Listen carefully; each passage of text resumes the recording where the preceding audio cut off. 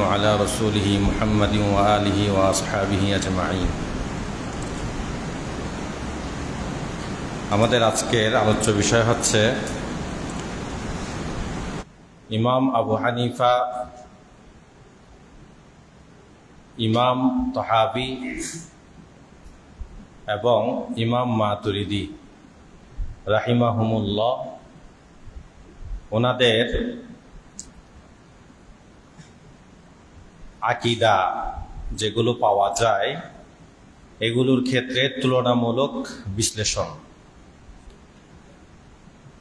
অর্থাৎ এদের মাঝে কি কোনো পার্থক্য আছে, যদি থাকে তাহলে কেমন পার্থক্য, এবং ইমাম মাতুরিদির আকীদা আবু হানিফার বা ইমাম তাহাবির আকীদার খেলাফ কিনা, কোনো সমস্যা আছে কিনা ইত্যাদি বিষয় তুলে ধরা। আমাদেরকে ওই আগের একটা আলোচনার দিকে ফিরে যেতে হবে। প্রথমে আমরা জেনেছি আমাদের আকীদার যে সূত্র, এটার মোট কয়টি মাধ্যম? 5টি মাধ্যম, মনে আছে? আমরা 5 সূত্রে, মানে প্রচলিত প্রসিদ্ধ যে আকীদার সূত্র আমাদের সামনে আছে, আমাদের মাঝে প্রচলিত আছে, তন্মধ্যে কয়টি? 5টি। সেই 5টির মধ্যে একটা হলো আশআরী আকীদা, আর একটা হলো আসারী আকীদা। এটা সম্পর্কে আলোচনা এখন না। আর 3টি ছিল ইমাম আবু হানিফা রাহিমাহুল্লাহর সরাসরি কিতাবের মাধ্যমে কিংবা ওনার সরাসরি শাগিরদের কিতাবের মাধ্যমে, আল ফিকহুল আকবার, আল আলিম আল মুতাআল্লিম, আল ওয়াসিয়া, এই সমস্ত কিতাবের মাধ্যমে যেগুলো আসছে। দ্বিতীয় আরেকটা সূত্র আমরা যে আকীদা লালন করি সেটা হচ্ছে আকীদাতুত তাহাবি, তথা ইমাম তাহাবি রহমতুল্লাহি আলাইহি ওনার আকীদাতে যে সমস্ত আকীদা বয়ান করেছেন এগুলো। এখানে মনে রাখতে হবে ইমাম তাহাবি রহমতুল্লাহি আলাইহি যা আকীদা বয়ান করেছেন এগুলো কার আকীদা? ইমাম আবু হানিফার আকীদা। কারণ উনি শুরুতেই বলে দিয়েছেন, হাদা যিকরু বায়ানি আকীদাতি আহলিস সুন্নাহ আলা মাযহাবি ফুকাহাইল মিল্লাহ আবি হানিফা আন-নু'মান ইবনে সাবিত আল-কুফি, এভাবে তিনি বলে দিয়েছেন। তো আকীদাতুত তাহাবি মানে, তাহাবি হলো সংকলনকারী, তিনি লিখেছেন, জমা করেছেন, একত্রিত করেছেন, কিন্তু আকীদা হলো মূলত ইমাম আবু হানিফার সাথে ইমাম আবু ইউসুফ, ইমাম মুহাম্মদ রাহিমাহুমুল্লাহ ওনাদের আকীদা। তাহলে দ্বিতীয় সূত্র হলো এটা আকীদাতুত তাহাবির সূত্র। তৃতীয় সূত্র আমরা বলেছি ইমাম মাতুরিদির সূত্রে আমরা যে আকীদা পেয়েছি, ওনার আকীদা কিতাবুত তাওহীদ আছে, আমার সামনে আছে কিতাবুত তাওহীদ ইমাম মাতুরিদির, এবং ওনার তাওয়িলাত আহলিস সুন্নাহ বা তাফসিরে মাতুরিদি আছে 10 খণ্ডের, এখানে 4র্থ নম্বর খণ্ড আনা হয়েছে। তো এই ছাড়া আরো অন্য কিতাবও আছে। এগুলোর মাধ্যমে যে আকীদাগুলো আমাদের সামনে আসছে এগুলো হলো ইমাম মাতুরিদির আকীদা।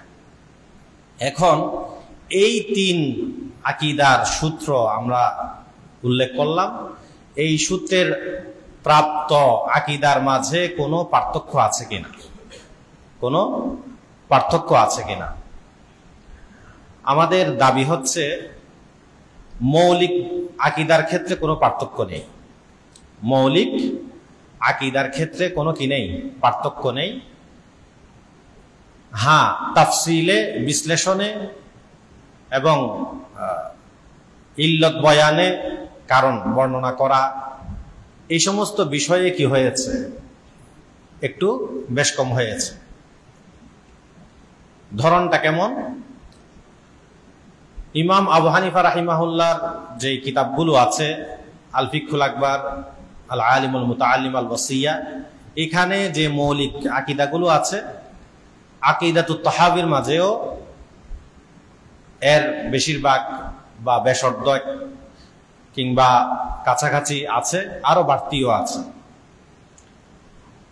ইমাম মাতুরিদির আকীদার কিতাবেও এগুলো আছে, এবং ইমাম মাতুরিদির কিতাবে আরো একটু বিস্তৃত বিশ্লেষণ, ইল্লত এবং দলিল আকলি, দলিল নকলি এগুলো যুক্ত হয়েছে।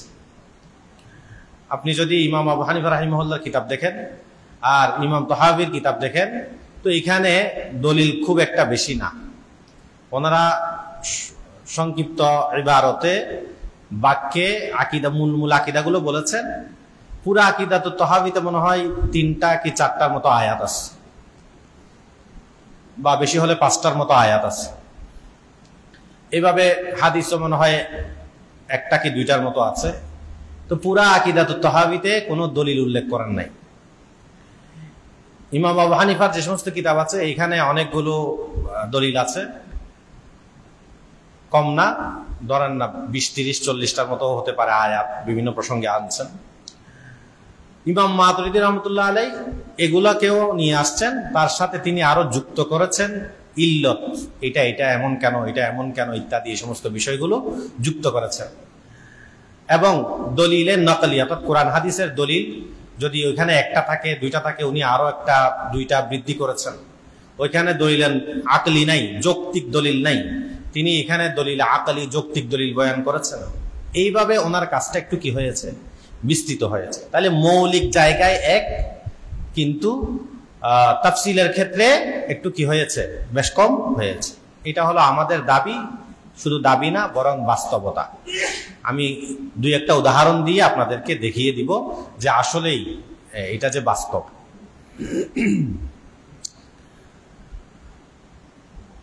এখন আমি যে 2-1টা উদাহরণ দিয়ে বাস্তব দেখাবো, এটা সচরাচর ভাষায় না বলে অন্যরা আমাদের উপর যে ইশকাল করে, প্রশ্ন করে, সেই প্রশ্নের উত্তর আকারে আমি একটু তুলে ধরছি। যেমন বলা হয়, ইমাম আবু হানিফা রহমতুল্লাহ আলাই তিনি আরশ যে আছেন, আরশের ব্যাপারে বলেছেন আল্লাহ আরশের উপর আছেন। এটা ইমাম আবু হানিফা রাহিমাহুল্লাহ আল ফিকহুল আকবরে বলেছেন। ইমাম তাহাবী রাহিমাহুল্লাহ ওয়া হুয়া ফাওকাল আরশ এই কথা বলেছেন। কিন্তু মাতুরিদিরা এই আকীদা মানে না, আল্লাহ যে আরশের উপর আছে এই কথা তারা মানে না। তারা কি করে না, মানে না। তাইলে আপনার প্রশ্ন হলো ওনাদের। এখন আমরা এর পূর্বে দাবি করেছিলাম আকীদার ক্ষেত্রে এরকম কোনো পার্থক্য নেই। মৌলিক আকীদা, আরশের উপর থাকা বা আরশের উপর ইস্তিওয়া করা, এটা তো একটা মৌলিক আকীদা, বা কোরআন হাদিসে আছে যে এমন একটা আকীদা, ঠিক আছে। তো এই ক্ষেত্রে আসলেই পার্থক্য আছে। যদি না থাকে তাহলে ওনারা যেটা বলতেছেন যে আমরা আরশের উপর ইস্তিওয়া করেছেন, এই কথাটা আমরা মানি না, এই কথাটা আমরা মানি না, বা মাতুরিদিরা মানে না। কিন্তু ইমাম আবু হানিফা রাহিমাহুল্লাহ বলেছেন, ইমাম তাহাবী রাহিমাহুল্লাহ বলেছেন। এই হলো প্রশ্ন। এখন এই প্রশ্নের উত্তর আমরা যে দাবি করেছি সেই দাবির বাস্তবতার সাথে এখন মিলিয়ে দেখাবো। উত্তরের পূর্বে আমি আগে আরশ সম্পর্কে আমাদের আকীদা কি সেটা বলে দিই, এরপর আমি মূল উত্তরে যাব। কোরআনের 6 কি 7টি আয়াতের মাঝে ইস্তিওয়া আলাল আরশের কথা আছে। আল্লাহ আরশের উপর কি করেছেন, ইস্তিওয়া করেছেন। এভাবে হাদিসের মাঝে আল্লাহু ফিস সামা আসছে, কোরআনের মাঝেও আমিনতু মান ফিস সামা, এখানেও আল্লাহ আসমানের, এই কথা কোরআনে আসছে। এগুলো কেউ যদি অস্বীকার করে তাহলে তার ঈমান থাকবে না। কেউ যদি অস্বীকার করে তাহলে কি থাকবে না, ঈমান থাকবে না। এই কথার উপর আহলুস সুন্নাহ ওয়াল জামাআর সকলেই একমত। আশআরী হোক, মাতুরিদি হোক, আসারি হোক, কিংবা ইমাম তাহাবীর আকীদা যারা পোষণ করে তারা হোক, অন্য যত কেউ হতে পারে না কেন, সকলেই একমত আর রহমানু আলাল আরশি ইস্তাওয়া বা আল্লাহু ফিস সামা, এটা একটা অকাট্য সুপ্রমাণিত একটা আকীদা, এটার মাঝে কোনো ইখতিলাফ নেই, কোনো মতভেদ নেই। আল্লাহ আরশের উপর কি করেছেন? ইস্তিওয়া করেছেন, বা আল্লাহু ফিস সামা, আল্লাহ আসমান। এখন হয়তো কেউ কেউ বুঝতে পারেন আল্লাহ আরশের উপর ইস্তিওয়া করেছেন মানে আপনি মনে করবেন আল্লাহ আরশের উপর বসেছেন, আল্লাহ আরশের উপর সমাসীন হয়েছেন, নাউজুবিল্লাহ, আল্লাহ এই আরশের উপর কি হয়েছে? আরোহণ করেছেন, উঠেছেন। এই ধরনের এগুলো আপনারা কেউ কেউ হয়তো বুঝতেও পারেন, যেটা অনেক আহলে হাদিস সালাফি আলেমরা বলে থাকেন। যেমন খুদ আবু বকর জাকারিয়া সাহেব একটা বই লিখেছেন, রহমান আরশের উপর উঠেছেন। 550 পৃষ্ঠার একটা বই আছে, কি রহমান আরশের উপর উঠেছেন। এরকম আর কেউ লিখেন যে আল্লাহ আরশের উপর সমাসীন, কিংবা আল্লাহ আরশের উপর বসেছেন, বসে আছেন, বা আরশ এটা আল্লাহ তাআলার স্থান, আল্লাহ আরশে থাকেন, এটা আল্লাহর অবস্থান স্থল। এই ধরনের কথাগুলো মনে করেন। একটা হলো শব্দ আর একটা হলো শব্দের অর্থ, ঠিক আছে? আমরা যেটা একমত সেটা হচ্ছে আল্লাহ আরশের উপর ইস্তিওয়া করেছেন বা আল্লাহ আসমানে আছেন, এই শব্দের উপর একমত। এটা কিসের উপর? শব্দের উপর। কারণ এই শব্দ তো কোরআনে আছে, এই শব্দ তো হাদিসে আছে। তো এটা আপনি কিভাবে অস্বীকার করবেন? এটা তো অস্বীকার করলে ইমানেই থাকবে না। এটা অস্বীকার করলে কি থাকবে না? ইমান থাকবে না। তাহলে এখানে কি করতে হবে? এখানে এটা অবশ্যই আপনাকে বিশ্বাস করতে হবে এই শব্দগুলোর উপর। এই শব্দগুলোর উপর বিশ্বাস করে এখন এগুলোর যে অর্থ, যেমন ইস্তিওয়ার এক অর্থ হলো সমাসীন হওয়া, ইস্তিওয়ার এক অর্থ হলো অবস্থান করা, ইস্তিওয়ার এক অর্থ হলো বসা, ইস্তিওয়ার এক অর্থ হলো আরোহণ করা, উঠা, ঠিক আছে? এগুলো সব ইস্তিওয়ার এরকম 15টা অর্থ আছে। আরবি ভাষায় ইস্তিওয়ার কি আছে? 15টা অর্থ আছে, ঠিক আছে? এই শব্দগুলোর উপর ঈমান আনলাম। এখন অর্থের ক্ষেত্রে আমরা কি করি, এই জায়গাটা আগে আমাদের পরিষ্কার হতে হবে, তখন আমরা মূল বিষয়টা বুঝতে পারব, ঠিক আছে? তো আমি লম্বা আলোচনা যাব না, সংক্ষেপে বলি। আর রহমানু আলাল আরশি ইস্তাওয়া, এটা একটা আল্লাহ তাআলার সিফাত। আল্লাহ তাআলার সিফাতের বিভিন্ন প্রকার আছে। তো সেই বিভিন্ন প্রকারের মাঝে এক প্রকার সিফাত হলো সিফাতে মুতাশাবিহাত। সিফাতের নাম কি? সিফাতে মুতাশাবিহাত। মুতাশাবিহ মানে সিফাতে মুতাশাবিহাত। মুতাশাবিহাত মানে হলো যেটা আমাদের কাছে তাশাবাহা আলাইনা, ইলতাবাসা আলাইনা, আমাদের কাছে কি হয়ে গেছে? ইলতিবাস হয়ে গেছে, অস্পষ্ট হয়ে গেছে। এটার অর্থটা কি হবে সেটার ক্ষেত্রে কি হয়ে গেছে? আমাদের এখানে সমস্যা হয়ে গেছে। কেন? কারণ হচ্ছে আল্লাহ তাআলা দেহ, জিসিম, এই ধরনের যত কিছু আছে এগুলা থেকে আল্লাহ তাআলা পবিত্র। আল্লাহ তাআলা কি? জিসিম, দেহ ইত্যাদি এই সমস্ত সকল বিষয় থেকে আল্লাহ তাআলা কি? পবিত্র। বুঝা আসছে? এটাও আমি দ্বিতীয় পর্যায়ে বলবো। তো আল্লাহ তাআলা যেহেতু দেহ থেকে পবিত্র, তাগায়্যুর, তাবাদ্দুল, পরিবর্তন এগুলা থেকে পবিত্র, তো এগুলা থেকে যখন পবিত্র, তখন ইস্তিওয়া আলাল আরশের অর্থ যদি আপনি করেন আল্লাহ বসেছেন, আল্লাহ সমাসীন হয়েছেন, আল্লাহ উঠেছেন, তো এগুলো তো সব হলো দেহের কাজ। দেহ বসে, যেমন আমি বসলাম। দেহ জাতীয় কোনো বস্তু এটা কি হয়?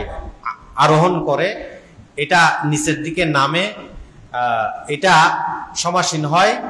এই ধরনের অর্থগুলো দেহ জাতীয় বস্তুর ক্ষেত্রে কি হয়? বোঝা যায়। কিন্তু আল্লাহ তাআলা যেহেতু দেহ থেকেই পবিত্র, তাহলে এই ইস্তিওয়ার যেই দেহ জাতীয় যে অর্থটা আছে, সেই অর্থটা তো আল্লাহ তাআলার ক্ষেত্রে মানানসই না, বা আল্লাহ তাআলার ক্ষেত্রে করাই যাবে না। করা যাবে? যাবে না, ঠিক আছে? আরেকটা মিসাল দিই আমি। কোরআনের মধ্যে আছে ইয়াদুল্লাহি ফাওকা আইদিহিম। কি আছে? ইয়াদুল্লাহি ফাওকা আইদিহিম। আল্লাহ তাআলার হাত তাদের হাতের উপর। ঠিক আছে, এটা কোরআনের মধ্যে আছে না? এই শব্দকে কি অস্বীকার করলে ঈমান থাকবে? থাকবে না। তাহলে শব্দটাকে আমরা মানি। এখন ইয়াদুল্লাহর অর্থ কি বলেন তো? ইয়াদুল্লাহ এটার অর্থ কি? আল্লাহর হাত। তো হাত বলতে আপনি কি বুঝেন? হাত বলতে বুঝেন একটা অঙ্গ, হাত বলতে বুঝেন একটা দেহের অংশ। এখন আল্লাহ তো দেহ থেকে পবিত্র। আল্লাহ তো কিসের থেকে পবিত্র? দেহ থেকে পবিত্র। আচ্ছা, আমি আপনাদেরকে আগে দেখাই আল্লাহ যে দেহ থেকে পবিত্র, এটা আপনাদের কাছে মনে হয় সংশয় বা সন্দেহ। আল্লাহ যে দেহ থেকে পবিত্র, এটা আপনাদের মাতুরিদি আকীদা, এটা ইমাম আবু হানিফার আকীদা না। আমি আপনাদেরকে দেখাচ্ছি এটা যে আসলে ইমাম আবু হানিফা রাহিমাহুল্লাহর আকীদা। তো আমি কয় সূত্রে দেখাবো? 3 সূত্রে। কারণ আমরা বলি যে মাতুরিদি আকীদা মানি, এটা হলো ইমাম আবু হানিফার আকীদা।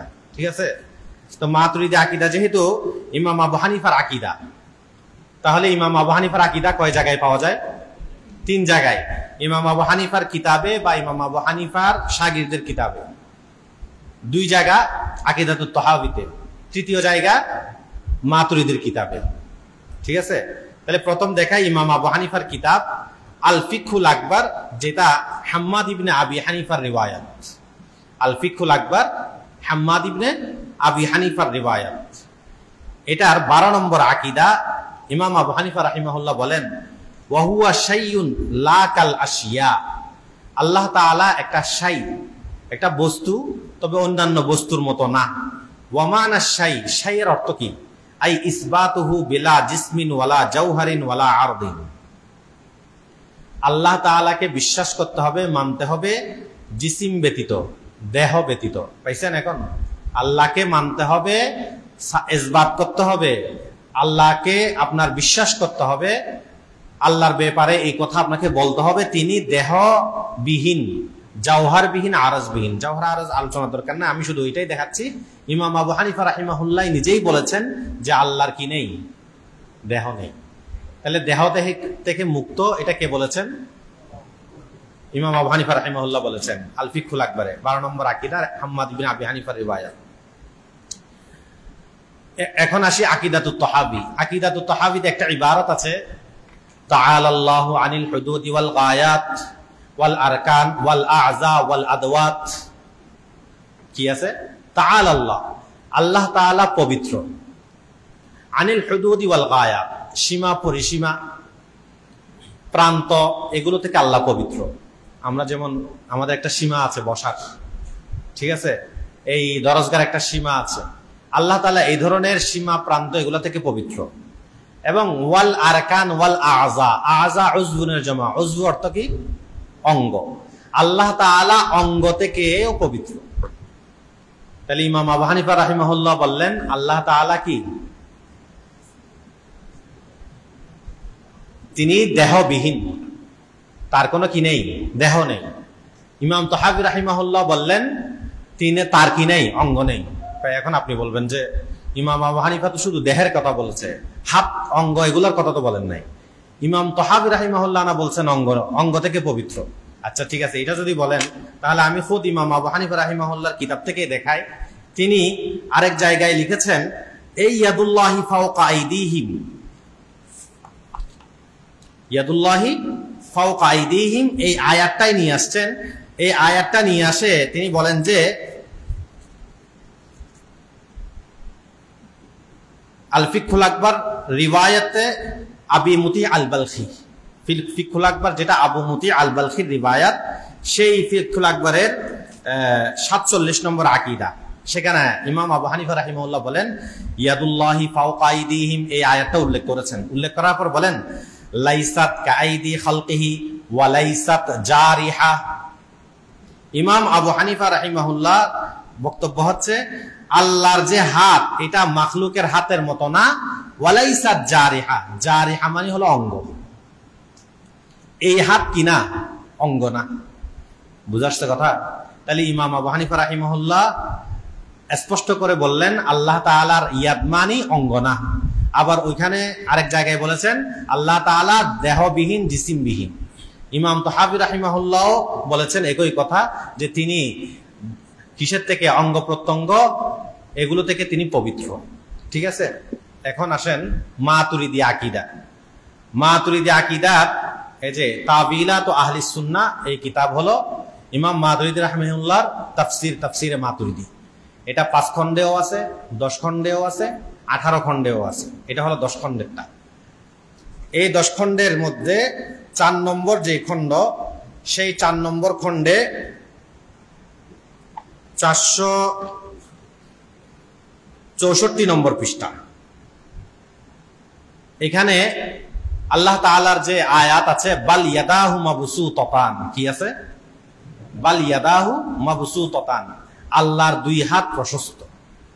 এই আয়াতের আলোচনা করতে গিয়ে তিনি বলেন যে লাম ইউফহাম মিন, আচ্ছা এই আয়াত নিয়ে আসছে, এরপর নিয়ে আসছে লা ইয়াতিহিল বাতিলু মিন বাইনি ইয়াদাইহি ওয়ালা মিন খালফি ইয়াদাইহি শব্দটা নিয়ে আসছে।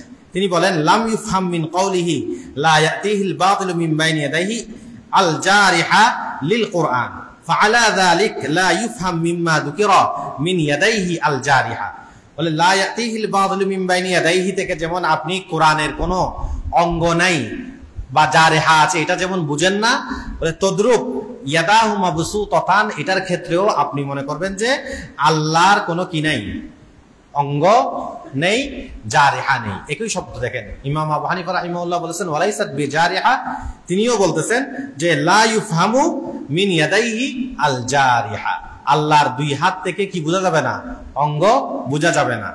ওমান ফাহিমা যালিক ফাইন্নামা ইয়াফহাম লিফাসাদিন ফি ইতিকাদিহি, যেই ব্যক্তি এই ধরনের আকীদা পোষণ করে বুঝে ইয়াদুল্লাহ মানি বা বাল ইয়াদাহু মাবসুতাতান থেকে আল্লাহর অঙ্গ প্রত্যঙ্গ ওয়ালা হাত, আমাদের যেমন অঙ্গ ওয়ালা হাত, এই ধরনের যে বুঝে তাই সে হলো তার আকীদার মধ্যে ফাসাদ আছে, এজন্য সমস্যা আছে, এজন্য সে এটা বুঝে। বুঝা আসছে? তাইলে আমরা ইমাম আবু হানিফার কিতাব, ইমাম তাহাবির কিতাব, ইমাম মাতুরিদির কিতাব, 3 কিতাব থেকে আমরা দেখলাম যে ইমাম আবু হানিফা রাহিমাহুল্লাহর যে আকীদা, সেই আকীদা তাহাবিও লিখেছেন, সেই আকীদা আবার কেউ লিখেছেন, ইমাম মাতুরিদিও লিখেছেন। এবং 3 জনের ভাষ্য হলো এইটা যে আল্লাহ তাআলা দেহ থেকে অঙ্গ প্রত্যঙ্গ থেকে পবিত্র। আল্লাহ তাআলা দেহ থেকে অঙ্গ প্রত্যঙ্গ থেকে কি পবিত্র। এখন আল্লাহ যদি দেহ থেকে অঙ্গ প্রত্যঙ্গ থেকে পবিত্র হয়, তাহলে আপনি বলেন ইয়াদুল্লাহর অর্থ কি? কি অর্থ?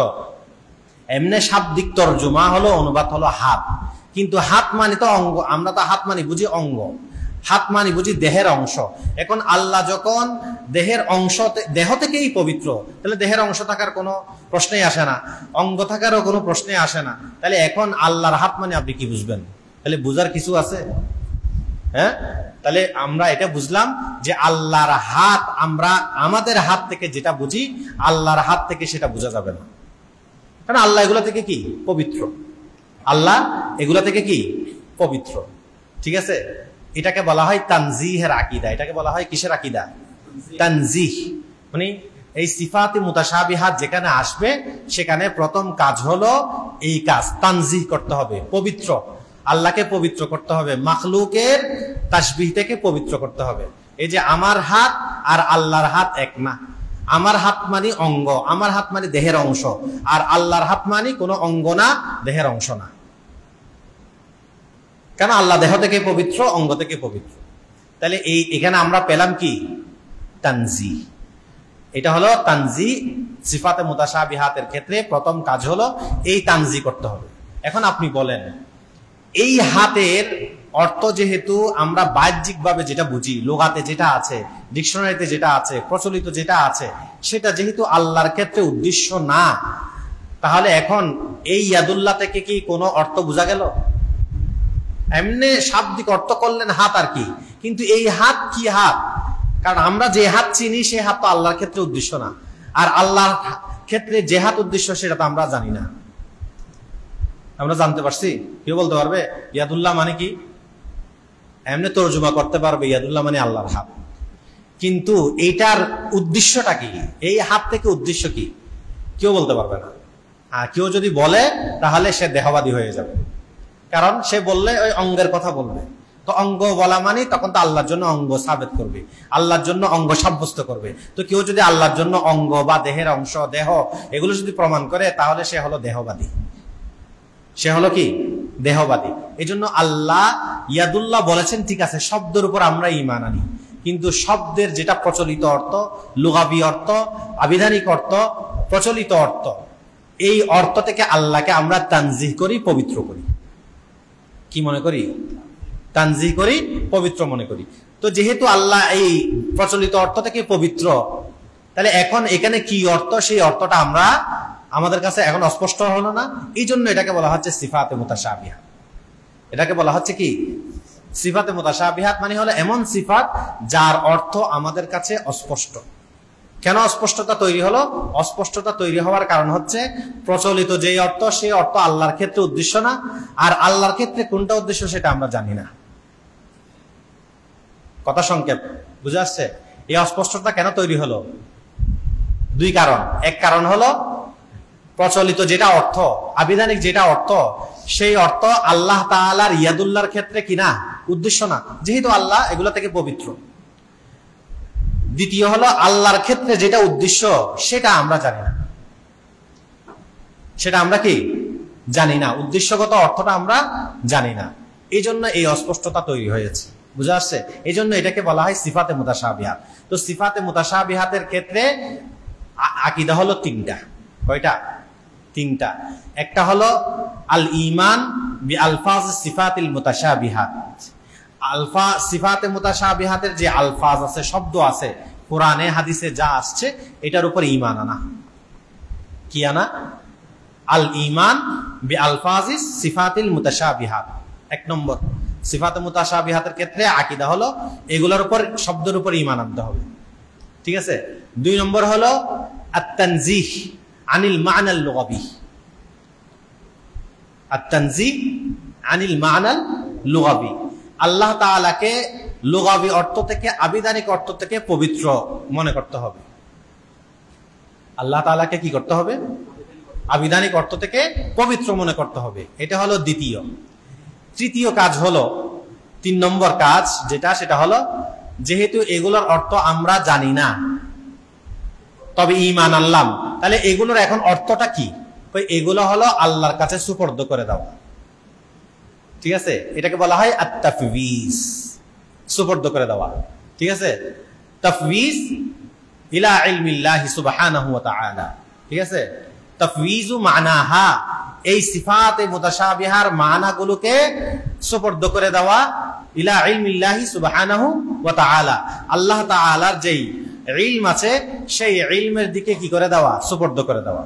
এখন আপনি বলতে পারেন যে আপনারা যেই কায়দাগুলো বানাইছেন, এই যে সিফাতে মুতাশাবিহাতের ক্ষেত্রে 3টা আকীদা, একটা আকীদা হলো আপনার আল ঈমান বি আলফাজি সিফাতুল মুতাশাবিহাত, দ্বিতীয় হলো আত-তানজিহ আনিল মা'নাল লুগাবি, তৃতীয় হলো আত-তাফওয়িজ আই তাফওয়িজু মা'নাহা ইলা আল্লাহ সুবহানাহু ওয়া তাআলা। এই যে এগুলো কোথায় আছে? হ্যাঁ, এগুলোরও দলিল আছে। দলিল বললে বিস্তারিত বলতে গেলে অনেক সময় লাগবে, আমি সংক্ষেপে বলি। ঈমান আনা, এটার ব্যাপারে সূরা যেই আলে ইমরানের শুরুতে যে আয়াত আছে, হুয়াল্লাযী আনজালা আলাইকাল কিতাবা মিনহু আয়াতুম মুহকামাতুন মিনহুন্না উম্মুল কিতাব ওয়া উখারু মুতাশাবিহাত। এই 2 প্রকারের আয়াত আছে। একটা হলো মুহকামাত, হুন্না উম্মুল কিতাব, এগুলো হলো মুহকামাত, ওয়া উখারু মুতাশাবিহাত। আরেক প্রকার হলো মুতাশাবিহাত। মুতাশাবিহাত এগুলোর ক্ষেত্রে হলো আমাদের কাজ কি? ওয়ার-রাসিখুনা ফিল ইলমি ইয়াকুলুনা আমান্না বিহি, এরা বলে যে আমরা এগুলোর উপরে ঈমান আনলাম। কুল্লুম মিন ইনদি রাব্বিনা, মুহকামাত যেমন আল্লাহর পক্ষ থেকে, মুতাশাবিহাত আল্লাহর পক্ষ থেকে, এটা বলে কি আনলাম? ঈমান আনলাম। এই হলো ঈমান আনার দলিল। ঠিক আছে? দ্বিতীয় যে আমরা বললাম তানজিহ আনিল মা'নাল লুগাবি, সেটার দলিল হলো সূরার 7 নম্বর আয়াত মনে হয়, লাইসা কামিসলিহি শাই, আল্লাহ তাআলার মতো কিছু নেই। এখন আপনি যদি দেহ, অঙ্গ, এগুলো তো একটা মত, এগুলো তো একটা কি মত। তো আল্লাহর মতো বলতে যেহেতু কিছু নেই, আল্লাহর মতো কিছুই নেই, তো এই জন্য এই আয়াত হলো যে আল্লাহ তাআলার মানায় লুগাবি থেকে আল্লাহকে কি করা? তানজিহ করা। এটার দলিল হলো লাইসা কামিসলিহি শাই। আর তৃতীয় যেই তাফওয়িজ করেছি আমরা আল্লাহর দিকে, এটার দলিল হলো হাদিসে আছে, মুসনাদ আহমদের মধ্যে এই হাদিস আছে, সনদ হাসান, হযরত আমর ইবনে শুআইব রাদিয়াল্লাহু তাআলা আনহু থেকে আনা বিহান জাদ্দিহি আর কি রিওয়ায়াত। সেখানে লম্বা হাদিস যে রাসূলুল্লাহ সাল্লাল্লাহু আলাইহি ওয়াসাল্লাম ইরশাদ করেন যে তিনি বলেন, আমরা আল্লাহ তাআলা যে সমস্ত আয়াত নাযিল করেছেন, ইউসাদ্দিকু বা'দুহু বা'দান, এক অংশ আরেক অংশকে কি করে সত্যায়ন করে। ঠিক আছে, ফামা আলিমতুম মিনহু ফাকুলুহু, এই আয়াত থেকে যেগুলার অর্থ তোমরা জানো বুঝো সেগুলার তোমরা বলো। ওমা জাহিলতুম মিনহু, যেগুলোর অর্থ তোমরা জানো না তো সেগুলোকে তোমরা ফানাকিলু ইলা ইলমিল্লাহি তাআলা, আমরা সেগুলোকে কার দিকে সুপর্দ করি? আল্লাহ তাআলা। ফাকিলুহু ইলা আলিমি, শব্দ হলো হাদিসের শব্দ হলো ওমা জাহিলতুম মিনহু ফাকিলুহু ইলা আলিমি, যে সমস্ত বিষয় তোমরা জানো না অর্থাৎ ওই মুতাশাবিহাত, এগুলাকে তোমরা যিনি জানেন অর্থাৎ আল্লাহ তাআলা, তার দিকে তোমরা কি করে দাও? সুপর্দ করে দাও। কিলু, ঠিক আছে, সুপর্দ করে দাও, এটাকে বলা হয় তাফওয়িজ। এটা হলো কোরআন হাদিস থেকে দলিল আর কি। এমনে ইমাম তাহাবি এবং ইমাম আবু হানিফা রাহিমাহুল্লাহ আকীদা হিসাবে ইমাম তাহাবি, ইমাম মাতুরিদি, এদের থেকেও এই তাফওয়িজের কি আছে? দলিল আছে। হ্যাঁ, বুঝলেন? তাবিল, আচ্ছা এটা পরে আসবে, আপনাদের সওয়াল থাকলে পরে করবেন, মাঝখানে কথা বললে কথার কি হয়ে যাবে, ছুটে যাবে। প্রশ্ন থাকলে শেষের দিকে করবেন।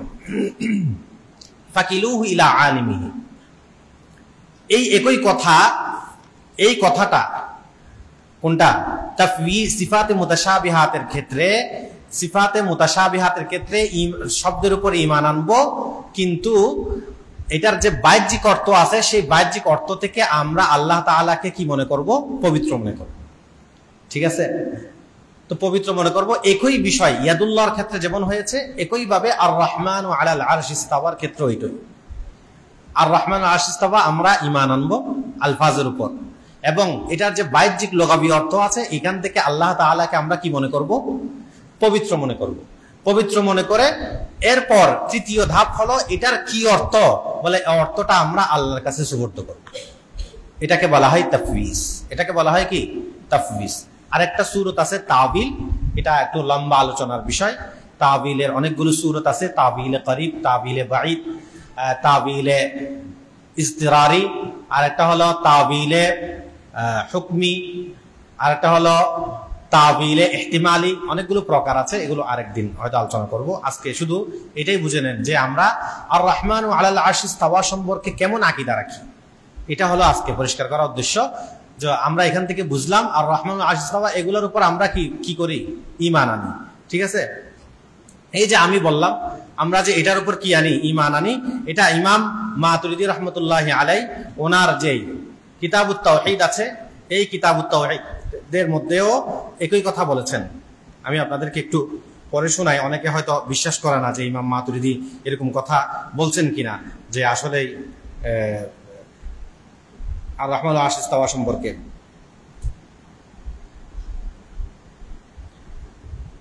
এই নুসখা যেটা গানিম থেকে ছাপছে 294 নম্বর পৃষ্ঠা, আরশের আলোচনায় তিনি বলেন, قال আবু মনসুর রাহিমাহুল্লাহ ওয়া আম্মাল আসলু ইনদানা ফি যালিকা আন্না আল্লাহ তাআলা قال ليس كمثله شيء, এটা বলে এরপর তিনি বলেন ফায়াজিবুল কওলু বি আর রহমানু আলাল আরশ ইস্তাওয়া, আল্লাহ যে আর রহমানু আলাল আরশ ইস্তাওয়া বলেছেন এটা আপনাদেরকেও বলা, এটা ওয়াজিব। আলা মা জাআ বিহি তানজিল, আলা মা জাআ বিহির কি? তানজিল, অর্থাৎ কোরআনের মধ্যে যেভাবে আসছে সেভাবে এটাকে বলা, বিশ্বাস করা, এটার উপর ঈমান আনা, এটা হলো আমাদের জন্য ওয়াজিব। ঠিক আছে, তাহলে এটা কে বলেছেন? ইমাম মাতুরিদি বলেছেন। একইভাবে ইমাম তাহাবি রাহমাতুল্লাহি আলাইহি ওনার আকীদার কিতাবও বলছেন ওয়া হুয়া ফাওকাল আরশি ওয়া আন্নাহু কি? ফাওকাল আরশ, আল্লাহ তাআলা আরশের ঊর্ধ্বে, এই কথাটা বলেছেন।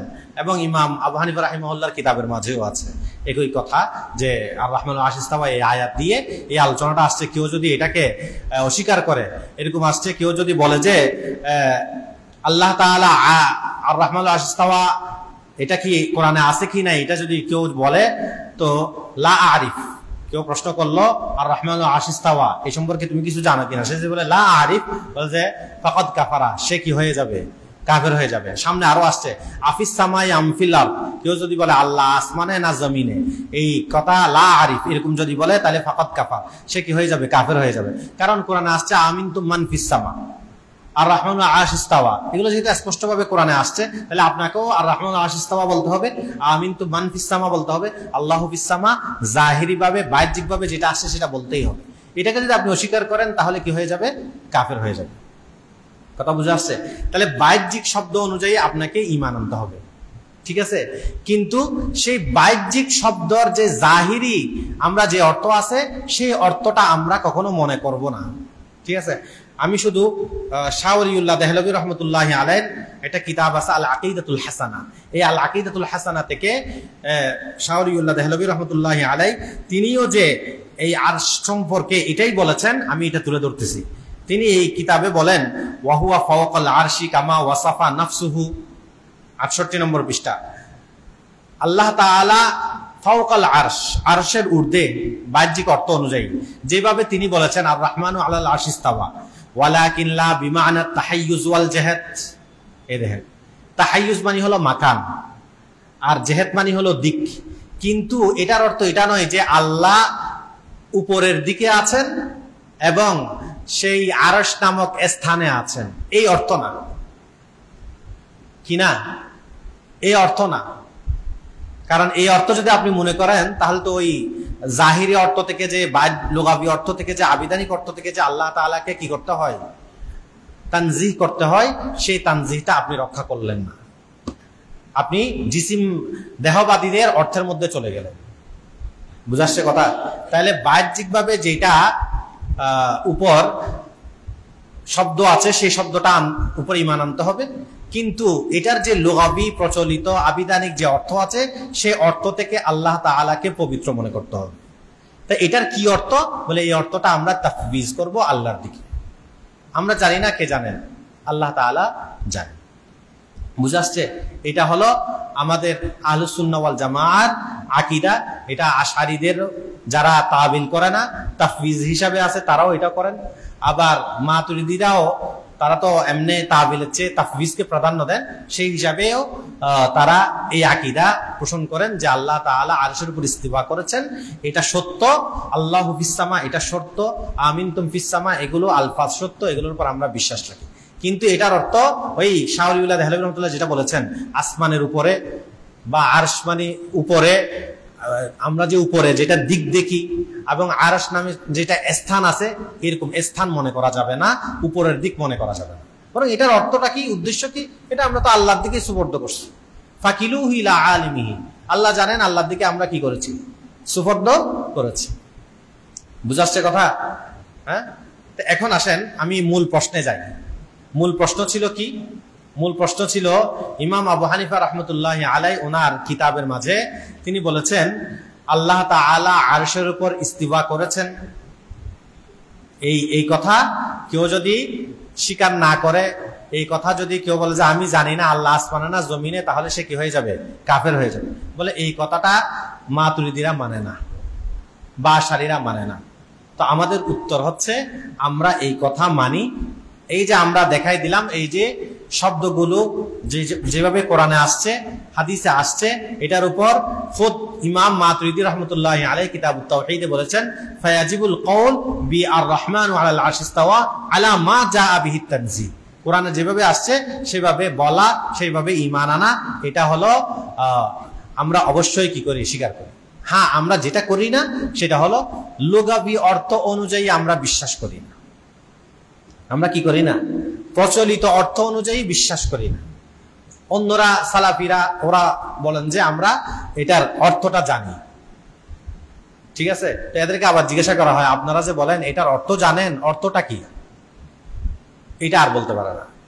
ইয়াদুল্লাহর অর্থ কি? এরা বলে যে আমরা ইয়াদুল্লাহর অর্থ জানি। তো ইয়াদুল্লাহ যে অর্থ জানেন সেই অর্থটা কি? তাদেরকে জিজ্ঞাসা করা হলে এরা বলে যে আমরা ইয়াদুল্লাহর সিফাতে মুতাশাবিহাত, এরা মুতাশাবিহাত বলে না, এরা এগুলাকে সিফাতে মুহকামাই বলে। ঠিক আছে, তো এগুলাকে সিফাতে মুহকামা বলে।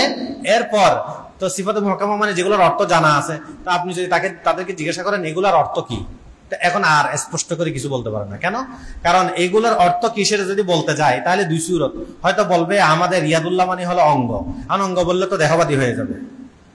ঠিক আছে, আর অঙ্গ ছাড়া কোনো অর্থ যে দেখাতে পারবে এরকম তো কোনো অর্থ নেই। তো এক মহা মুসিবত না? কি করবে?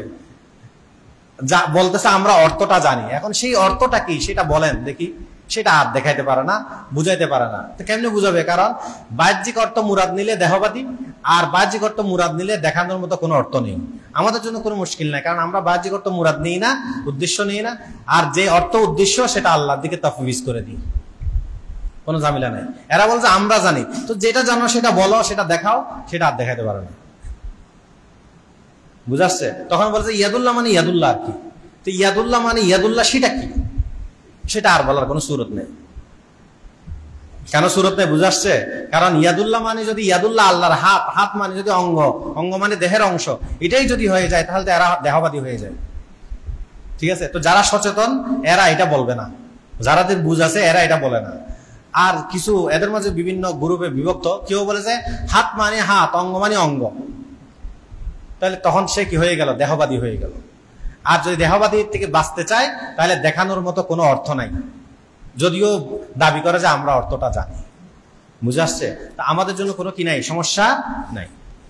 এখন আসেন যে আল্লাহ তাআলাকে আরশের উপর ইস্তিওয়া করেছেন, এই কথাটা আমরা স্বীকার করি। আমরা খোদ কিতাবুত তাওহীদ থেকে দেখাই দিলাম, এবং ইমাম আবু হানিফার কিতাবে যেমন আছে, ইমাম তাহাবির কিতাবে যেমন আছে, কিতাবুত তাওহীদের মধ্যেও আর রহমান আশিস্তাওয়া, এটা যে ঈমান আনা, এটা যে ওয়াজিব, এই বিষয়টা তিনি দেখিয়ে দিলেন। এবং এটার অর্থটা কি হবে সেটাও আমরা কোরআনের আয়াত, হাদিস থেকে বুঝিয়ে দিলাম, এবং শাহ ওলিউল্লাহ দেহলভী রহমতুল্লাহ আলাইহির বাক্য থেকে স্পষ্ট করে বুঝিয়ে দিলাম যে লা বিমাআনাত তাহাইয়ুস ওয়াল জিহাদ, দিক এবং স্থানের অর্থ মনে করা যাবে না। এভাবে আমরা কি করলাম? পরিষ্কার করলাম। এখন একটা প্রশ্ন, এটা খুব ভালো করে মনে করেন, এটা ভালোভাবে মনে রাখবেন। সেটা হচ্ছে, যারা আপনাদেরকে এই আমি এখন যে কথাটা বলছি এটা সম্পূর্ণ এটার সাথেই সংশ্লিষ্ট, বাকি এটা মুস্তাকিল একটা স্বতন্ত্র কথার মতো। ঠিক আছে, এটা কি একটা স্বতন্ত্র কথার মতো। কোন ব্যক্তি আপনাকে এসে বলবে যে এই যে দেখেন ইমাম আবু হানিফা রাহিমাহুল্লাহ আল ফিকহুল আকবার আছে, এই কিতাব আবু মুতি আল বালখির রিওয়ায়াত। দেখেন ক্বালা আবু হানিফা রাহিমাহুল্লাহ মান ক্বালা লা আরিফু রাব্বি আফিস সামা আও ফিল আরদ ফাকাদ কাফারা। আসে বলবে দেখো ইমাম আবু হানিফা রাহিমাহুল্লাহ বলেছেন, যে ব্যক্তি বলে আমি জানি না আমার রব আসমানে না জমিনে, যে এই কথা বলবে সে কি হয়ে যাবে? কাফের হয়ে যাবে। কেন? লিআন্নাল্লাহ তাআলা ক্বালা আর রহমানু আলাল আরশি ইস্তাওয়া ওয়া আরশুহু ফাওকা সাবআ সামাওয়াতিন, কারণ আল্লাহ তাআলা নিজেই বলেছেন আল্লাহ আরশের উপর ইস্তিওয়া করেছেন, আর তার আরশ হলো 7 আসমানের উপরে। কুলতু ফাইন ক্বালা আকুলু বিহাদিহিল আয়া ওয়ালাকিন্নাহু ইয়াকুলু লা আদরি আল আরশু আফিস সামা আও ফিল আরদ ফাকাদ কাফারা আইজান। আবার বলতেছে, বলে আমি এই আয়াতকে স্বীকার করি, কোনটা? আর রহমান আরশি ইস্তাওয়া, এটা আমি স্বীকার করি। কিন্তু স্বীকার করার পর সে বলে যে লা আদরি আল আরশ, আমি এটা জানি না আরশ কি আসমানে না জমিনে। ক্বালা ইমাম আবু হানিফা রাহিমাহুল্লাহ বলেন ফাকাদ কাফারা আইজান, সে কি হয়ে যাবে? কাফের হয়ে যাবে। লিআন্নাহু আনকারা আন্নাহু ফিস সামা, কারণ সে অস্বীকার করেছেন যে আল্লাহু ফিস সামা, এই কথাটাকে সে কি করেছে? অস্বীকার করেছে। লিআন্নাল আরশা ফি আ'লা ইল্লিয়িন, আরশ হলো একেবারে সর্বোচ্চ, মানে প্রথম হলো আসমান, আসমানের এক উপরে হলো কি? আরশ। ঠিক আছে। আল্লাহু তাআলা ইউদআ মিন আ'লা লা মিন আসফাল, লিআন্নাল আসফাল লাইসা মিন ওয়াসফির রুবুবিয়্যা ওয়াল উলুহিয়্যা ফি শাইইন ওয়া রুবিয়া ফিল হাদিস। এরপর ওই যে একটা দাসীর হাদিস আছে যে আশারাত ইলাস সামা আইনাল্লাহ ফাশারাত ইলা সামা ফাকালা আতিকা ফাইন্নাহা মুমিনা, এই হাদিসটা তিনি কি করেছেন, উল্লেখ করেছেন। এই হাদিস উল্লেখ করে বা কোরআন শরীফের আয়াত উল্লেখ করে আপনাকে বলবে এই কথা যে দেখো ইমাম আবু হানিফা বলেছেন, উনি কোরআন শরীফের আয়াত থেকে হাদিস থেকে দেখিয়ে দিয়েছেন আল্লাহ হলো আসমানে, আল্লাহ হলো আরশের উপরে। কিন্তু এই যারা মাতুরিদি আছে এরা এটা মানে না, এই কথাটা বলবে। ঠিক আছে, তা আপনি বলবেন যেই কিতাব থেকে আপনি এই ইবারতটা পড়ে শুনিয়েছেন এটা হলো আল ফিকহুল আকবার আবু মুতি আল বালখির রিওয়ায়াত। একই কিতাবের কয়েক পৃষ্ঠা পর, একই কিতাব বেশ কম না, একই কিতাবের কয়েক পৃষ্ঠা পর ইমাম আবু হানিফা রাহিমাহুল্লাহ কি বলেছেন সেটা একটু করে পড়েন দেখি। কি বলেছেন? আবু মুতি আল বালখি বলেন, কুলতু আরাআইতা লাউ কিলা আইনাল্লাহু তাআলা, এই আল্লাহ আইনাল্লাহ আল্লাহু ফিস সামা, এই হাদিসটা উল্লেখ করছে না ওইখানে। এই দেখেন কয়েক পৃষ্ঠা পর গিয়ে 48 নম্বর আকীদা, ওইটা হলো আপনার 37 নম্বর আকীদা। প্রথম যেটা উল্লেখ করেছি আল্লাহ আরশের আসমানে, আল্লাহু ফিস সামা ইত্যাদি, তারা যেটা আমাদেরকে দেখায় সেটা হলো কয় নম্বর আকীদা? 37 নম্বর আল ফিকহুল আকবার রিওয়ায়াত আবি মুতি আল বালখি। আর এটার জবাব দেওয়ার জন্য আপনি যেটা উল্লেখ করবেন সেটা হলো 48 নম্বর আকীদা, একই কিতাব 48 নম্বর আকীদা। আপনি বলবেন, আপনি বলতেছেন ইমাম আবু হানিফা বলেছেন আল্লাহ আসমানে আছে, আসমান নামক স্থানে আছে। আচ্ছা ঠিক আছে, এটা আপনার কথাটা শুনলাম, একই কিতাবের কয়েক পৃষ্ঠা পর 48 নম্বর আকীদাতে একটু পড়ে শোনান দেখি। 37 আর 48 কতটুকু বেশ কম? 11। 37 আর 48 কতটুকু বেশ কম? 11 বা 10, বেশ কম। 48 নম্বর আকীদাতে কি আছে? ইমাম আবু হানিফা রাহিমাহুকে প্রশ্ন করা হয়েছে, আর আইতা, আপনি বলেন দেখি, লাউ কিলা, কেউ যদি বলা হয় আইনাল্লাহু তাআলা, আল্লাহ কোথায়? ফাকালা, ইমাম আবু হানিফা রাহিমাহুল্লাহ বলেন, ইউকালু লাহু, তাকে বলা হবে কানাল্লাহু তাআলা ওয়ালা মাকানা, আল্লাহ তাআলা ছিলেন, আল্লাহর কোনো স্থান ছিল না। অর্থাৎ আল্লাহ তাআলা হলো হুয়াল আউয়াল, বা আমরা যেটাকে বলি কাদিম। আল্লাহ তাআলার কোনো শুরু নাই, আল্লাহ কোনো কি নাই, শুরু নাই, প্রথম থেকেই আল্লাহ তাআলা আছেন, হুয়াল আউয়াল হুয়াল আখির, এবং সর্বশেষে তিনি, তারপরে আর কিছু থাকবে না। তো আল্লাহ তাআলা এক সময় ছিলেন, আরশ, কুরসি, জমিন, আসমান, এগুলো সব হলো মাখলুক, এগুলো কিছুই ছিল না। ঠিক আছে, আল্লাহ তাআলা প্রত্যেকটা জিনিসকে কি করেছেন? সৃষ্টি করেছেন। আসমানকেও সৃষ্টি করেছেন, আরশকেও কি করেছেন? সৃষ্টি করেছেন। তো আরশকেও যেহেতু সৃষ্টি করেছেন, তা আরশ তো একটা মাকান। ঠিক আছে, তাহলে আল্লাহ এক সময় ছিলেন, ওয়ালা মাকানা, এটা সহিহ বুখারীর হাদিসও আসছে যে কানাল্লাহু ওয়ালাম ইয়াকুন শাইউন গায়রুহু। সহিহ বুখারীর হাদিসে কি আছে? কানাল্লাহ ওয়ালাম ইয়াকুন শাইউন গায়রুহু, আল্লাহ ছিলেন এক সময় যখন আল্লাহর সাথে আর কিছুই ছিল না। তাহলে কিছুই যখন ছিল না, গায়রুল্লাহ কিছুই ছিল না, কোনো মাকান ছিল না। মাকানের মধ্যে আরশও আছে, আসমানও আছে, জমিনও আছে, সবকিছু আছে, কোনো কিছুই ছিল না। ঠিক আছে, এই জন্য ইমাম আবু হানিফা রাহিমাহুল্লাহ এটাই বলতেছেন যে কানাল্লাহু তাআলা ওয়ালা মাকানা, আল্লাহ তাআলা ছিলেন কিন্তু কোনো কি ছিল না, স্থান ছিল না। কানা ক্বাবলা আন ইয়াখলুকাল খালক, কানাল্লাহু ওয়ালাম ইয়াকুন আইন ওয়ালা খালক ওয়ালা শাই ওয়া হুয়া খালিকু কুল্লি শাই। তিনি বলেন যে আল্লাহ তাআলা সমস্ত মাখলুককে সৃষ্টি করার পূর্বে থেকে ছিলেন। কানা ক্বাবলা আন ইয়াখলুকাল খালক, তিনি মাখলুককে সৃষ্টি করার পূর্বে থেকেই তিনি আছেন। কানাল্লাহু ওয়ালাম ইয়াকুন আইনা, আল্লাহ এমন সময়ও ছিলেন যখন কোনো আইনা ছিল না। আইনা মানে কোথায় বলার মতো কোনো স্থানেই ছিল না আর কি। আল্লাহ এমন সময়ও ছিলেন যখন কি ছিল না, আইনা। আইনা মানে কি? কোন স্থানে, এই ধরনের কোন স্থান বলতেই ছিল না, সেটা আরশ হোক, সেটা আসমান হোক, যাই হোক, কিছুই ছিল না। ওয়ালা খালকা, এবং কোন মাখলুক ছিল না। ওয়ালা শাইয়া, আল্লাহ ছাড়া কোনো শাইই ছিল না। ওয়া হুয়া খালিকু কুল্লি শাই, আল্লাহ তাআলাই হলেন সব কিছুকে সৃষ্টি করেছেন। সেই সব কিছুর মধ্যে একটি হলো আসমান, সেই সব কিছুর মধ্যে একটি হলো আরশ। বুঝাচ্ছে কথা? তাহলে আল্লাহ তাআলা যেমন আগে স্থানবিহীন, এখনো আল্লাহ তাআলা সেই স্থানবিহীন। আল্লাহ তাআলার ক্ষেত্রে আগে যেমন কোনো আয়না ছিল না, এখনো কোনো আয়না নেই। বুঝাচ্ছে কথা? এখন উত্তর, মূল উত্তর। তো তাকে বলবেন, আপনি যদি বলেন যে আল আইন আল্লাহ, আল্লাহ ফিসামা, এটাই যদি আপনি হাদিস উল্লেখ করে বা আর রহমান আশিস্তাওয়া এটা বলে যদি আবু হানিফার ইবারত থেকে বুঝাতে চান আল্লাহ আরশের উপর আছেন, আল্লাহ আসমানের উপর আছেন, তাহলে 37 নম্বর আকীদা থেকে যদি এটা বুঝতে পারেন, তাহলে 48 নম্বর আকীদা থেকে আপনি কি বুঝবেন একটু বলেন তো? কারণ এখানে তো আবু হানিফা বলতেছেন কোনো আয়না নাই, আল্লাহর কোনো স্থান নাই, আল্লাহ স্থানের আগে থেকেই আছে। তো এখানে তো আল্লাহ তাআলার ক্ষেত্রে স্থানকে কি করে দিয়েছেন? নফি করে দিয়েছেন, নাকচ করে দিয়েছেন, এটাকে বাদ করে দিয়েছেন। বুঝাচ্ছে কথা? হ্যাঁ। তো এখন ওরা করে কি, ওই অংশটা নিয়ে আসবে, 37 নম্বর আকীদাটা নিয়ে আসবে, আর একই কিতাব কিন্তু 48 নম্বর আকীদা সম্পর্কে কিছু বলবে না। এখন আমাদের ছাত্ররা বা আমাদের যারা আকীদা লালন করি, আমরা এগুলা নিয়ে তো গবেষণা কম করি বা এগুলা নিয়ে ঘাটাঘাটি কম করি, পড়ালেখা কম করি, তো তারা আমাদেরকে বিভ্রান্ত করতে সুযোগ পায়, তাদের সুযোগ হয়। এই যে দেখো, আল্লাহ তাআলা আরশের উপর আছে, আল্লাহ আসমানে আছে, আবু হানিফা বলছে, এরা মানে না। এখন আপনি তো পড়েন নাই আর সামনে, আপনি তো জানেন না, তো আপনিও মনে মনে চিন্তা করতেছেন আসলে তো আমরা আবু হানিফার আকীদা মানি না। মনে মনে বলতেছেন কি, আসলে আমরা কি মানতেছি না? আবু হানিফার আকীদা মানতেছি না। কিন্তু বাস্তবতা হলো আবু হানিফা সেখানে এটা বুঝান নাই। কি বুঝিয়েছেন সেটা আরেক ব্যাখ্যা, সেটা অন্য সময়ের কথা। কারণ ইমাম আবু হানিফা রাহিমাহুল্লাহ যে এটা বুঝান নাই, এটার প্রধান দলিল হলো 11 নম্বর, এর পরে 48 নম্বর আকীদায় গিয়ে তিনি আল্লাহর জন্য স্থানকে নাকচ করে দিয়েছেন, বাদ করে দিয়েছেন, নফি করে দিয়েছেন। যদি এখানে আল্লাহর জন্য আরশ বা আসমান এটা যদি স্থান হিসেবে সাব্যস্ত করতেন, তাহলে আবার কিছু পরে গিয়ে যদি আবার নাকচ করেন, তাহলে তো খোদ ইমাম আবু হানিফার কথার মধ্যে স্ববিরোধিতা।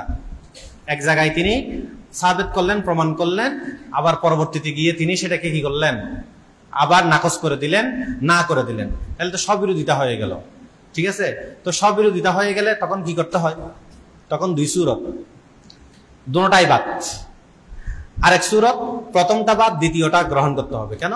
কারণ মানুষ প্রথমটার পর দ্বিতীয়টা বা শেষে যেটা হয় সেটা কি হয়, সলিড হয়, বা সেটা তার শেষ রায় হিসাবে ধরে নেওয়া হয়। তা আপনি যেভাবেই বলেন, ইমাম আবু হানিফা রাহিমাহুল্লাহর বক্তব্য থেকে কোনোভাবেই আল্লাহর জন্য আরশ মাকান হিসাবে, স্থান হিসাবে সাব্যস্ত করা, বা আল্লাহ আরশের উপর আছেন, বা যেটা সালাফিরা জাহিরি অর্থে বাহ্যিক অর্থ বলে, বা আল্লাহ আসমানে আছেন, সেটা আপনি বুঝাতে পারবেন না। কারণ বুঝাতে গেলেই কিছু দূর গেলে আপনি পেছার মধ্যে পড়ে যাবেন। কারণ ওইখানে গিয়ে ইমাম আবু হানিফা রাহিমাহুল্লাহ কি করে দিয়েছেন? আল্লাহর জন্য স্থানকে নাকচ করে দিয়েছেন। বুঝে আসছে? তাহলে কেউ যদি এই কথাটা বলে আপনাদের সামনে, তাহলে আপনারা কি করবেন? বলে যেই কিতাব থেকে এই ইবারতটা পড়ে শুনিয়েছ, সেই একই কিতাব থেকে আর 10টা আকীদার পর 11 নম্বর আকীদা, মানে 48 নম্বর আকীদাটা পড়ে শোনাও। তাহলে তোমার এই প্রশ্নের কি হয়ে যাবে? উত্তর হয়ে যাবে। বুঝাচ্ছে কথা? তাহলে এখন দেখেন, ইমাম আবু হানিফার আকীদা আমরা মানি না, এটা মানুষকে কিভাবে তারা বিভ্রান্ত করে, ওই আংশিক বা একটা অংশ নিয়ে এইভাবে ভুল ভাল বুঝাবে, পরবর্তীটা ছেড়ে দিবে, আর কিছু বলবে না। ঠিক আছে?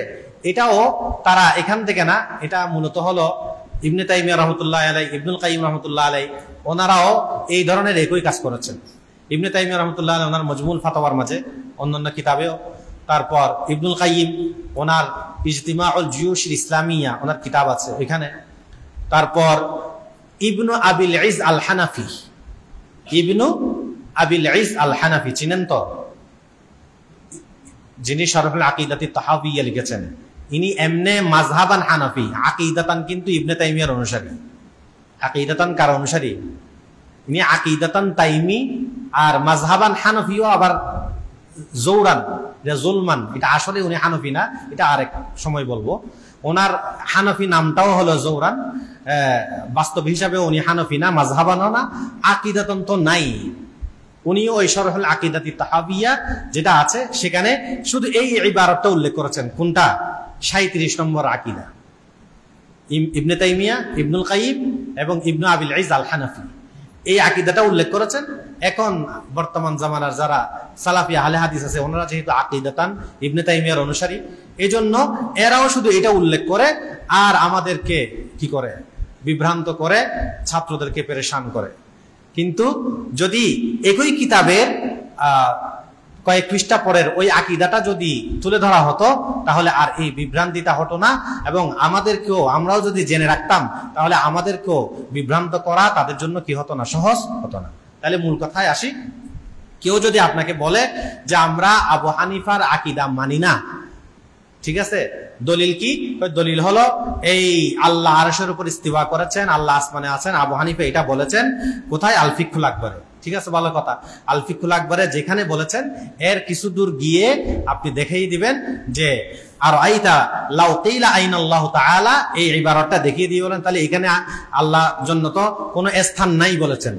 তাই এখন আপনি বলেন আবু হানিফার কথা অনুযায়ী কি সিদ্ধান্ত হবে? বুঝে আসছে? এক কথাই উত্তর, আর কিছু লাগবে না। এক কথায় কি উত্তর, আর কিছু কি লাগবে না। আচ্ছা, তো এইভাবে আমি আরো অনেকগুলো দলিল এনে দেখাতে পারবো যে মৌলিক আকীদার ক্ষেত্রে ইমাম আবু হানিফা, ইমাম মাতুরিদি এবং আপনার ইমাম তাহাবী তিনজনের আকীদার ক্ষেত্রে তেমন কোনো পার্থক্য নেই। হ্যাঁ, শব্দের পার্থক্য, বলার পার্থক্য, উপস্থাপনের পার্থক্য, এতটুকু, ঠিক আছে, কিন্তু বাস্তব হিসাবে কোনো কি নাই, পার্থক্য নাই। এই যে আমি যে বললাম ইমাম আবু হানিফা রাহিমাহুল্লাহ এখানে বলেছেন কান আল্লাহু তাআলা ওয়ালা মাকানা, একই কথা কিন্তু ইমাম আবু হানিফার আকীদার কিতাবে যেমন আছে, এই কিতাবুত তাওহীদের মাঝেও আছে।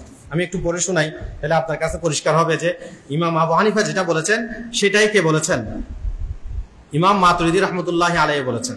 এই যে দেখেন, এই কিতাবের কিতাবুত তাওহীদের 287 নম্বর পৃষ্ঠা। ক্বালা আবু মনসুর রাহিমাহুল্লাহ আল আসলু ফীহি আন্নাল্লাহ সুবহানাহু কানা ওয়ালা মাকানা। একেবারে ইবারত একই, কোন বেশ কম আছে? ইমাম আবু হানিফা রাহিমাহুল্লাহ যেমন বলেছেন কানাল্লাহু তাআলা ওয়ালা মাকানা, আর এখানেও তিনি বলেছেন আন্নাল্লাহ সুবহানাহু কানা ওয়ালা মাকানা। আবু হানিফা রাহিমাহুল্লাহ এই কথা বলেছেন আল্লাহ ছিলেন, কোন স্থান ছিল না। একই কথা আবু মনসুর মাতুরিদিও বলেছেন আল্লাহ ছিলেন, কোন কি ছিল না, মাকান কি ছিল না। বুঝাচ্ছে? এইভাবে অনেক মিল আপনাদেরকে দেখাতে পারবো। এরপর উনি ব্যাখ্যা করতে গিয়ে ইবারতের একটু বেশ কম হয়েছে এতটুকু, কিন্তু মূল বক্তব্য এটাই যে আল্লাহর কোনো স্থান নাই, আল্লাহ স্থান থেকে পবিত্র। কারণ স্থান হওয়া, জামানা হওয়া, দেহ হওয়া, অঙ্গ প্রত্যঙ্গ হওয়া, এগুলো সব হলো মাখলুকের সিফাত। আল্লাহ এগুলো থেকে পবিত্র, আল্লাহ তাআলা এগুলো থেকে কি পবিত্র। এই জন্য আমাদের আকীদা হলো এটাই যে আল্লাহ তাআলা এগুলো থেকে যেহেতু পবিত্র, এখন যে সমস্ত সিফাত বা যে সমস্ত শব্দ দ্বারাই আল্লাহর অঙ্গ আছে বা আল্লাহ স্থানে আছে বা আল্লাহ কোন জামানায় আছে, যেমন ইয়ানজিলু, আল্লাহ তাআলা অবতরণ করেন শেষ রাতে, ইলা সামাই দুনিয়া, দুনিয়ার আসমানে, ঠিক আছে। এখন আপনি যদি অবতরণ করেন, মানে আমি যেমন তিনতলা থেকে এখন সিঁড়িতে নামবো নিচে, তো আল্লাহ এরকম উপর থেকে নিচের আসমানে অবতরণ করেন না? আল্লাহ আরশের উপরে, আরশ তো 7 আসমানের উপরে, ঠিক আছে। আল্লাহ সেই উপর থেকে কোথায় নেমে আসেন? প্রথম আসমানে নেমে আসেন। এরকম যদি আপনি মনে করেন তাহলে আপনি ওই দেহবাদী আকীদায় চলে গেলেন। কারণ এই যে আমি যেটা বুঝতেছি, কোনটা ওই উপর থেকে নিচে নামা, আমি যেমন তিনতলা থেকে নিচতলায় নামি, এই ধরনের যদি আমি বুঝে থাকি তাহলে তো আমি এক তো তাসবিহ দিয়ে দিলাম, দ্বিতীয় হলো আল্লাহ তাআলার কে যে এই সমস্ত বাহ্যিক অর্থ থেকে পবিত্র করা তানজি, এই তানজিহের আকীদাটা পোষণ করলাম। বুঝে আসছে কথা? তাহলে আজকে দুইটা জিনিস পরিষ্কার হয়েছে। একটা হলো ইমাম আবু হানিফা রাহিমাহুল্লাহর আকীদা, ইমাম মাতুরিদি এবং ইমাম তাহাবী, ঠিক আছে, ওনাদের আকীদার মৌলিকগতভাবে কোনো পার্থক্য নেই। মৌলিক আকীদা সবগুলোতে এক। তবে হ্যাঁ, ইমাম মাতুরিদির এতটুকু পার্থক্য যে ইমাম মাতুরিদি রাহমাতুল্লাহি আলাইহি উনি আকীদাকে একটু ব্যাখ্যা বিশ্লেষণ বেশি করেছেন। এটা জামানার প্রেক্ষিতে কারণবশত হয়েছে, তিনি এটাকে কি করেছেন, ব্যাখ্যা বিশ্লেষণ করেছেন। এটা কিন্তু মৌলিক আকীদা এক, ঠিক আছে। তো এটার জন্য আমরা একটা উদাহরণ নিয়েছি, একটা নয় বরং দুইটা উদাহরণ নিয়েছি। আমরা একটা উদাহরণ দিয়েছি ইয়াদুল্লাহ, ইয়াদুনের অর্থের দিক থেকে আমরা তিনও কিতাব থেকে দেখিয়েছি যে ইয়াদুল্লাহ মানে লাইসাত বিজারিহা, লাইসাত আযা বা তাআলাল্লাহু আনিল আযা, এভাবে আমরা দেখিয়ে দিয়েছি। দ্বিতীয় আরেকটা উদাহরণ হলো আর রহমান আরশ ইস্তাওয়া। এটার ক্ষেত্রেও আমরা দেখেছি যে তিনও কিতাবে বা তিনজনের তিন ধারার মধ্যে আসছে এই কথা যে ইমাম আবু হানিফা রাহমাতুল্লাহি আলাইহি যেটাই বলেছেন, ওনারাও একই কথা বলেছেন। অর্থাৎ জাহিরি আলফাজকে, শব্দকে ওনারা স্বীকার করেছেন, বাকি এটার যে বাহ্যিক অর্থ আছে সে বাহ্যিক অর্থকে ওনারা নাকচ করেছেন। আল্লাহর জন্য স্থানকে কি করেছেন, নাকচ করেছেন। বুঝাচ্ছে কথা? আচ্ছা, তো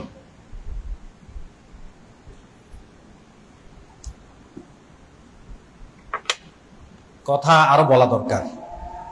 এখন তো আজান দিচ্ছে, সময় বেশি নেই। আপনার প্রশ্ন থাকলে দেন।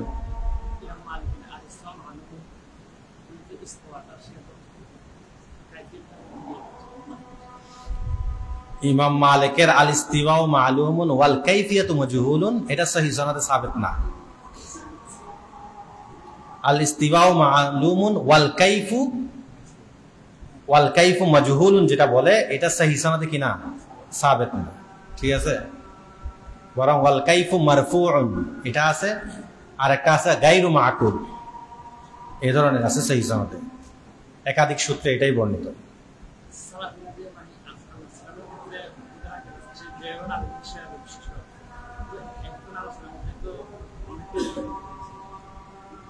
এটাই তো বলতেছি, এটা যেহেতু ভ্রান্ত, এটা যে এই ধরনের বিশ্বাস করা যাবে না, এটাই তো এতক্ষণ বুঝাইলাম। এখন অন্য কেউ মানে বা মানে না, কে মানে না, সেটা তো যে সঠিকটা মানবে সে সঠিকের উপর আছে, যে ভুলটা মানবে সে ভুলের উপর আছে।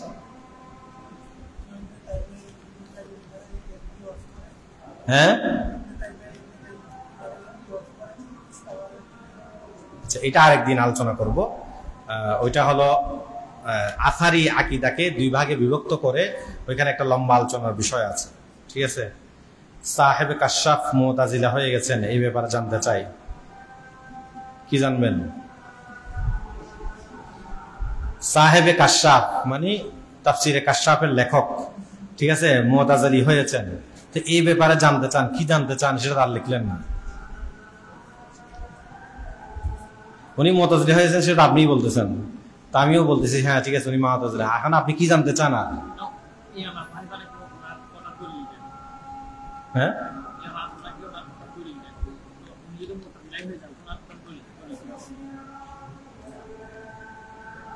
এই যে বেদাতি আছে না, বেরলভী, এরাও তো অনেক আমল করে যে হানফি মাযহাবের আছে দলিল দেয়।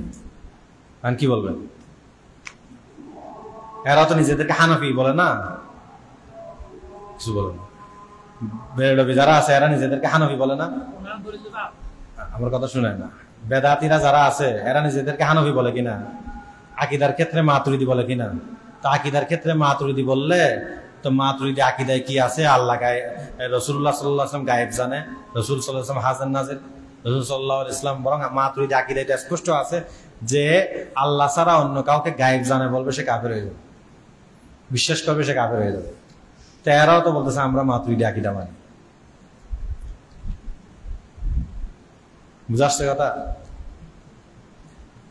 হুনাকা জারিমাতুন ইয়ারতাকিবুহার, এবারত এত অস্পষ্ট পড়তে আমার অনেক কষ্ট হচ্ছে না, এগুলো অনেক সময় লাগে। কেউ পড়তে পারলে পরে শোনান।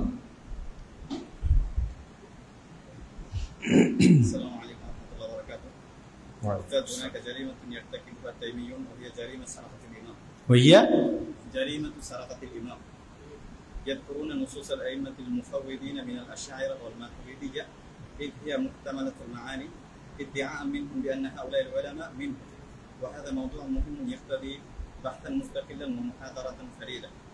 أرجوكم أن تلقوا محاضرة مستقلة في الأيام القادمة حول موضوع سرقة الإمام، وبخاصة ما فعله أبو بكر زكريا شيخ المداخل في كتابه الرحمن على العرش استوى بمعنى اختفى، حيث ينكشف وجهه بين يدي عامة الناس.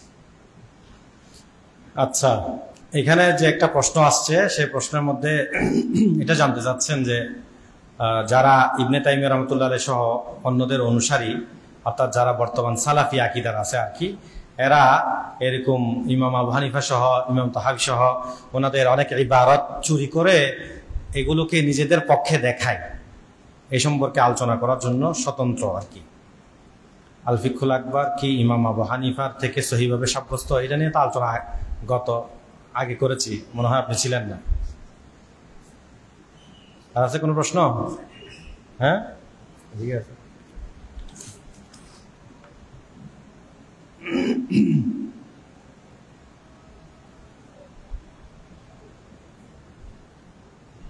এগুলা কোনো জানার দরকার আছে? গত সপ্তাহে বড় মাদ্রাসার কথা বলছি, সেই বড় মাদ্রাসা কোথায় এবং বড় হুজুরের নাম কি? যেটা অস্পষ্ট রাখা হয়েছে সেটা অস্পষ্টই থাকতে দেন। বাকি বিষয়টার গুরুত্ব বোঝানোর জন্য শুধু বড় মাদ্রাসা এবং বড় মাদ্রাসার উস্তাদ এতটুকু বলা হয়েছে, এজন্য যে মানে ওনারাও পর্যন্ত এই বিষয়ে, গণতন্ত্রের বিষয়ে ভুল বুঝে আছে, এই বিষয়টা স্পর্শকাতরতা বোঝানোর জন্যই হালে শুধু এই কথাটা বলা। এখন সেই বড় মাদ্রাসা কোনটা, সেই ব্যক্তিকে, এটা তো কোনো ফায়দা নেই। এটা যদি প্রকাশযোগ্য বা দরকারি মনে হতো সেটা তো ওই সময় বলে দিতাম।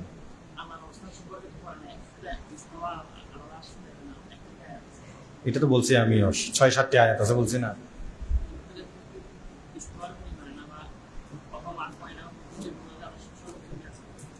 কে বলছে আপনারা?